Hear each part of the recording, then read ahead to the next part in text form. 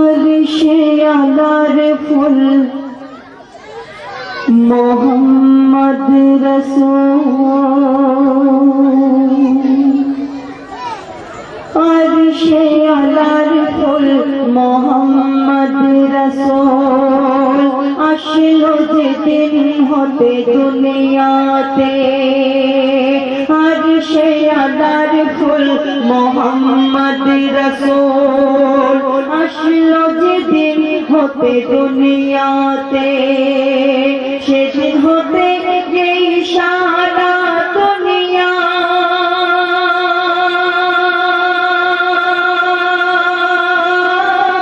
ভরে গেল দেখো রগমাতে। আরশে আলার ফুল মোহাম্মদ রাসূল, আরশে আলার ফুল মোহাম্মদ রাসূল আসলো যেদিন হতে দুনিয়াতে, সেদিন হতে যেই সারা দুনিয়া ভরে গেল দেখো রগমাতে। আরশে আলার ফুল মোহাম্মদ রাসূল। কবি লিখছে দেখুন, শিশু মোহাম্মদকে যেদিন মা হালিমা নিজের ঘরেতে নিয়ে এসেছিলেন, মা আমিনার কাছ থেকে শিশু মোহাম্মদকে মা হালিমা নিজের ঘরেতে এনে তখন চিন্তা করছেন যে আমি পরের ছেলেকে নিয়ে এসেছি, শিশু মোহাম্মদকে নিয়ে এসেছি আমার নিজের বাড়িতে। যেদিন মা হালিমা শিশু মোহাম্মদকে নিয়ে ওনার বাড়িতে এলেন, সেদিন একটু তেল ছিল না মা হালিমার ঘরে বাতি জ্বালাবার মতো। এই বর্তমান যুগে আমরা বিজলির সাহায্যে, কারেন্টের সাহায্যে আমরা বাতি জ্বালাই। সেই যুগে তেল দিয়ে বাতি জ্বালানো হতো, প্রদীপ জ্বালানো হতো। কবি লিখছে দেখুন, মা হালিমার ঘরেতে একটু তেল ছিল না বাতি জ্বালাবার মতো। আর শিশু মোহাম্মদকে নিয়ে এসে মা হালিমা চিন্তা করছে যে আমি পরের ছেলে নিয়ে এসেছি, আর আমার এই অন্ধকার ঘরের মধ্যে কিরকম করে রাখবো। বসে বসে চিন্তা করছে। আর তখন সন্ধ্যা হয়ে গেল। সন্ধ্যেবেলায় যখন শিশু মোহাম্মদকে নিয়ে মা হালিমা ওনার নিজের ঘরেতে শুয়ে পড়লেন, আর সেই গভীর রাত্রিতে মা হালিমার ঘরেতে কি হলো তাই কবি লিখছে দেখুন, মা হালিমা বলে মোহাম্মদ প্রথম যেদিন এলো আমার ঘরে। মা হালিমা বলে মোহাম্মদ প্রথম যেদিন এলো আমার ঘরে, তেল ছিল না বাতি জ্বালাবার, শুয়েছিলাম রাতে অন্ধকারে। তেল ছিল না বাতি জ্বালাবার, শুয়েছিলাম রাতে অন্ধকারে। আর তখন গভীর রাতে দেখিল করে ঘর রয়েছে আলোতে ভরে। গভীর রাতে দেখিল করে ঘর রয়েছে আলোতে ভরে। মোহাম্মদের চেহারাতে দেখি এক মালা বলছে, মোহাম্মদের চেহারাতে দেখি এক নূরের জ্যোতি ঝিলমিল করে, নূরের বাতি ঝিলমিল করে। আর অবাক হয়ে আমি তাকিয়ে থাকি,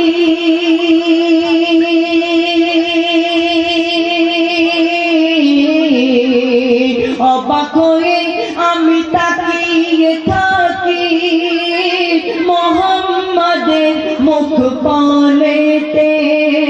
আরশে আলার ফুল মোহাম্মদ রাসূল, আরশে আলার ফুল মোহাম্মদ রাসূল, আরশে আলার ফুল মোহাম্মদ রাসূল।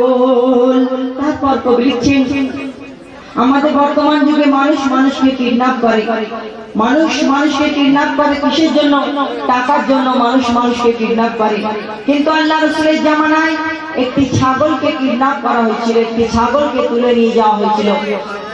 মা হালিমার ঘরে ছাগল ছিল, আর সেই ছাগলকে নিয়ে প্রত্যেকদিন আল্লাহ রাসূল গভীর জঙ্গলের মধ্যে নিয়ে যেতেন। যখন একদিন হয়ে গেল, দুদিন হয়ে গেল, গভীর জঙ্গলের মধ্যে আল্লাহ রাসূল যায়নি, তখন গভীর জঙ্গলের পশু পাখিরা ছটফট করছে কেন? আল্লাহ রাসূলকে দেখার জন্য। যখন ছাগলকে নিয়ে আল্লাহ রাসূল জঙ্গলের মধ্যে যেতেন, তখন গভীর জঙ্গলের পশু পাখিরা আল্লাহ রাসূল সাল্লাল্লাহু আলাইহি সাল্লামের চেহারা মুবারক দেখতেন। কেন? এত মিষ্টি, এত মধুময় ছিলেন আল্লাহ রাসূলের চেহারা মুবারক।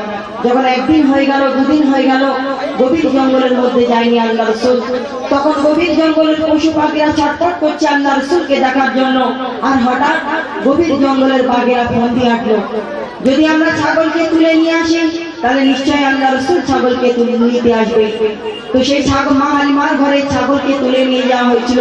আল্লাহ রাসূল বুঝতে পারলেন যে আমার ছাগলকে কারা তুলে নিয়ে গেছে এবং কিসের জন্য তুলে নিয়ে গেছে। বুঝতে পেরে আল্লাহ রাসূল জঙ্গলের মধ্যে যাচ্ছেন, আর কি হচ্ছে কবি লিখছে দেখুন। আল্লাহর হাবিব সাল্লাল্লাহু আলা গেলেন জঙ্গলের দিকে, আল্লাহর হাবিব সাল্লাল্লাহু আলা গেলেন জঙ্গলের দিকে, গিয়ে দেখেন জঙ্গলের বাঘেরা নিয়ে বসে আছে ছাগলটিকে, গিয়ে দেখেন জঙ্গলের বাঘেরা নিয়ে বসে আছে ছাগলটিকে। তখন খোদার হাবিব বাঘেদের বলে, ছাগলটা কেন এনেছো তুলে? খোদার হাবিব বাঘেদের বলে, ছাগলটা কেন এনেছো তুলে? বুঝতে পারিনি তোমরা এমন। আল্লাহ রাসূল বলছেন, বুঝতে পারিনি তোমরা এমন।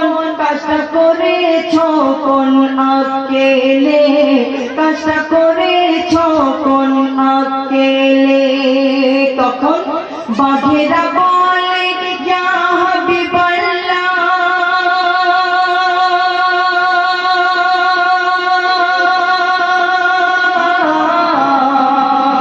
বাঘেরা বলে, ইয়া হাবিবাল্লাহ, আনলি ছাগলটিকে মারিতে, আর সে আল্লাহর ফুল মোহাম্মদ রাসূল, আর সে আল্লাহর ফুল মোহাম্মদ রাসূল।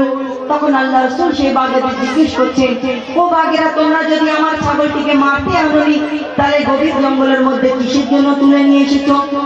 যখন বাঘেদের জিজ্ঞেস করলেন, তখন ওই বাঘেরা আল্লাহ রাসূল তো জাহানের বাদশাকে উত্তর দিচ্ছেন তারা কিসের জন্য তুলে নিয়ে গেছিল। বলছেন, रोज राशन में चराते, या रसूल अल्लाह, रोज राशन ছাগল চরাতে, দূর থেকে নূর দেখি সবাই, কালকে আপনি আসেননি আমরা মনে মনে ভেবেছি এটাই, কালকে আপনি আসেননি আমরা মনে মনে ভেবেছি এটাই। তারা কি ভেবেছিল? ছাগলটিকে যদি তোলে আনি নিশ্চয় চোটে আসবেন আপনি, ছাগলটিকে যদি তোলে আনি নিশ্চয় চোটে আসবেন আপনি। ইয়া রাসূলুল্লাহ, ইয়া হাবিবাল্লাহ, বাঘেরা বলছে, ইয়া রাসূলুল্লাহ, ইয়া হাবিবাল্লাহ, চুমিব আপনার চরণ দুখানে, চুমিব আপনার চরণ দুখানে। তখন দৌড় পড়ে ওই বনের বাঘেরা,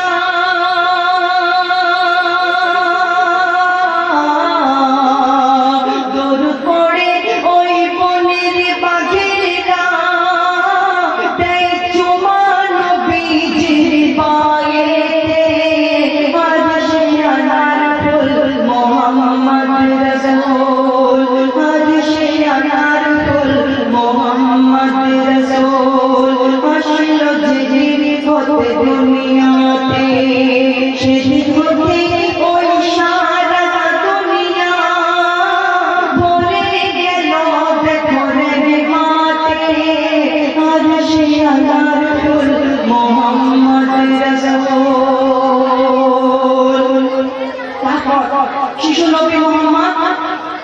এত ধৈর্যশীল ছিল, এত বুদ্ধিমান ছিল।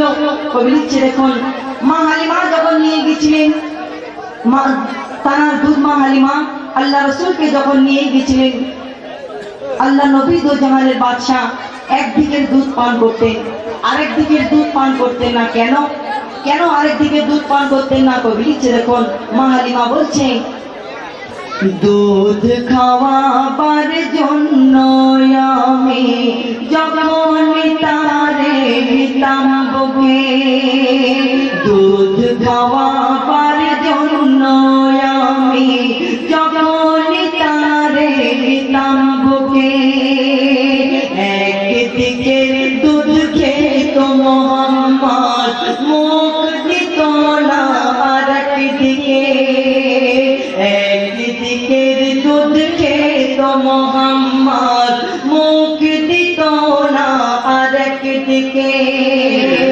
কিন্তু কোনো দিন আগে খেত না, আগে দিলে দুধ মুখে নিত না, কিন্তু কোনো দিন আগে খেত না, আগে দিলে দুধ মুখে দিত না। কেন? আমার ছেলে না খেলে আমার, মা হালিমা বলছে, আমার ছেলে না খেলে আমার চাঁদ মোহাম্মদ আগে খেত না, চাঁদ মোহাম্মদ আগে খেত না। আমার ছেলের কোনো কষ্ট হলে, আমার ছেলের কোনো কষ্ট হলে ঝরত পানি তার চোখেতে, আর সে আনার ফুল মোহাম্মদ রসুল, আর সে আনার ফুল মোহাম্মদ রসুল। আসলো যেদিন হতে দুনিয়াতে, সেদিন হতে যেই সারা দুনিয়া ভরে গেল দেখো রেগমাতে, আর সে আনার ফুল মোহাম্মদ রসুল, আর সে আনার ফুল মোহাম্মদ রসুল। আসলো যেদিন হতে দুনিয়াতে, সেদিন হতে যেই সারা দুনিয়া ভরে গেল দেখো রেহমাতে, আর সে আনার ফুল মোহাম্মদ রসুল।